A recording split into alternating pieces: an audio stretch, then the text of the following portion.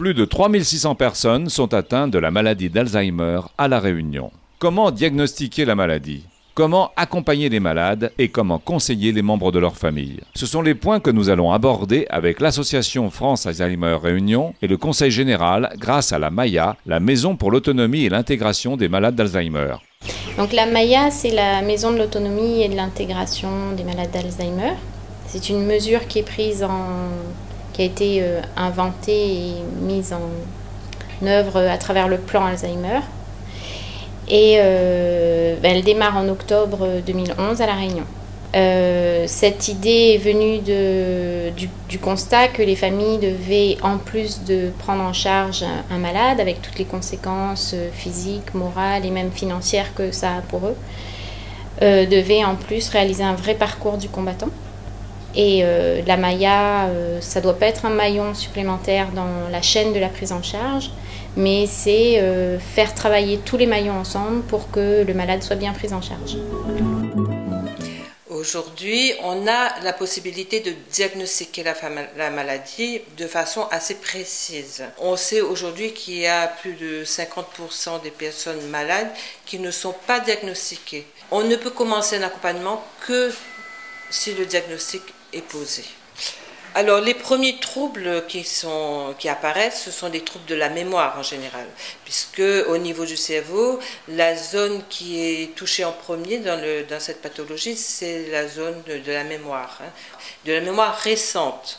Donc, les premiers signes qui apparaissent sont en général des informations qui ne s'impriment plus. Ce qui se passe, c'est que d'une part, le malade lui-même, il perçoit des signes, des petits troubles comme ça. Et au bout d'un moment, il va commencer à en parler.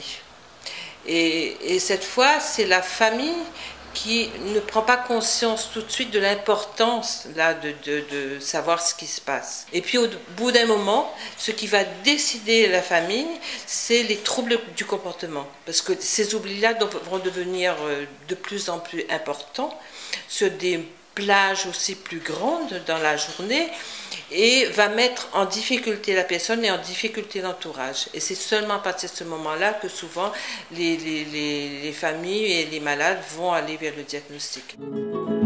Alors, notre principale mission, c'est de soutenir les proches qui accompagnent les malades d'Alzheimer. Nous, on est tourné vers la famille. L'accompagnement d'un malade Alzheimer est un accompagnement relativement particulier parce qu'il faut qu'on accompagne le malade et le proche qui est principalement celui qui s'occupe du malade tous les jours, quoi. On est une association de familles, donc c'est-à-dire de personnes qui ont accompagné un malade Alzheimer, complété par un peu de professionnels quand même qui nous aident soit bénévolement et de temps en temps de façon rémunérée. Alors le but, c'est justement que les gens ne s'épuisent pas, qu'ils ne soient pas découragés, qu'ils ne dépriment pas. Il a été quand même démontré que 60%, plus 60% des personnes qui accompagnent un malade, à un moment, sombrent dans la dépression. La MAIA s'appuie sur ce qui existe déjà et va faire en sorte de les aider à mieux fonctionner ensemble. Cette MAIA, elle a également vocation à mieux informer le public, mieux l'accompagner, mieux l'orienter.